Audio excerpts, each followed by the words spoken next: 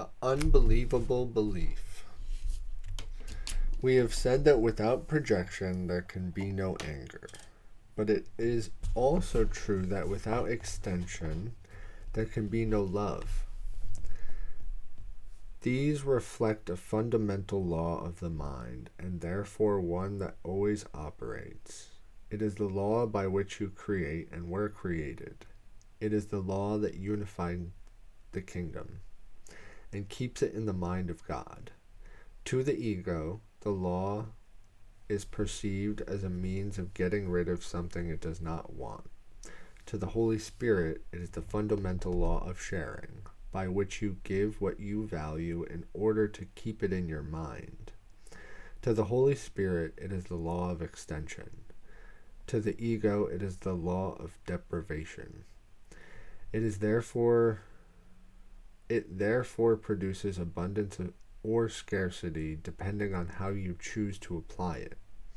This choice is up to you, but it is not up to you to decide whether or not you will utilize the law. Every mind must project or extend, because this is how it lives, and every mind is life. The ego's use of projection and anger can be finally undone. The ego always tries to preserve conflict. It is very ingenious in devising ways that seem to diminish conflict, because it does not want you to find conflict so intolerable that you will insist on giving it up. The ego therefore tries to persuade that it can free you of conflict, lest you give the ego up and free yourself.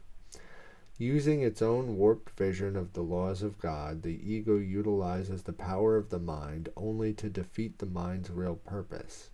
It projects conflict at your mind, from your mind to the other minds, in an attempt to persuade you that you had gotten rid of the problem. So you project it onto somebody else, like when you're talking, maybe?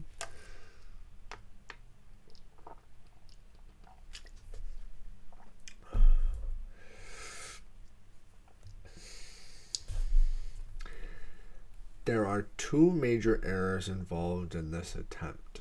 First, strictly speaking, conflict cannot be projected because it cannot be shared. Any attempt to keep part of it and get rid of another part does not really mean anything. Remember that a conflicted teacher is a poor teacher and a poor learner. His lessons are confused and their transfer value is limited by his confusion. The second error is the idea that you can get rid of something you do not want by giving it away. Giving it is how you keep it.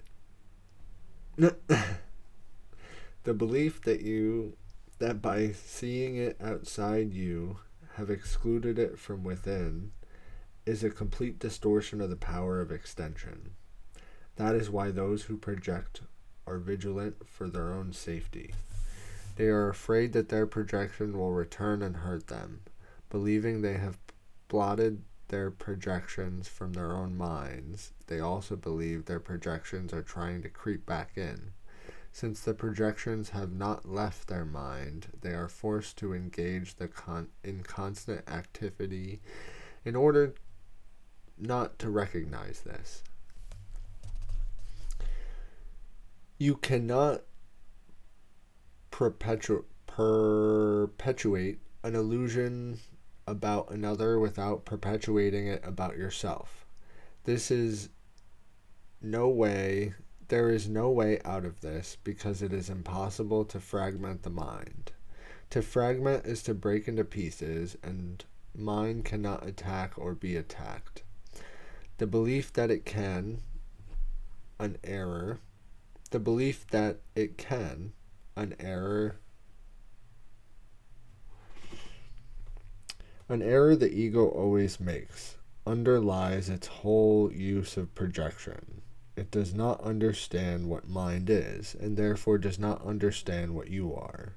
Yet its existence is dependent on your mind because the ego is your belief. The ego is a confusion and identification, never having had a consistent model. It never developed consistently.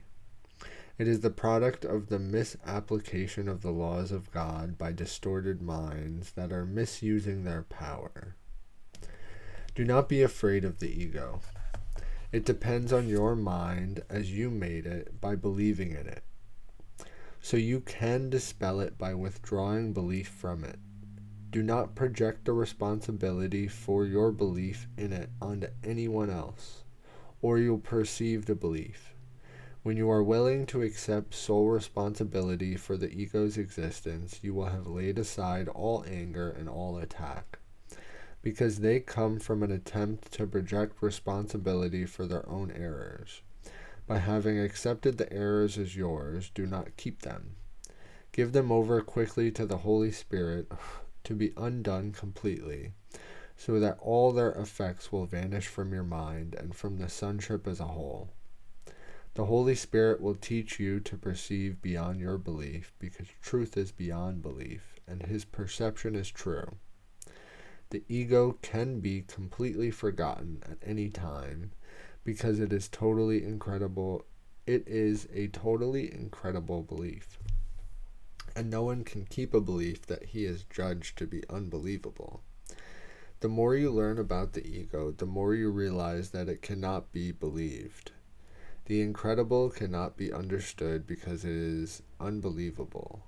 The meaninglessness of perception based on the unbelievable is apparent, but it may not be recognized as being beyond belief because it is made by belief.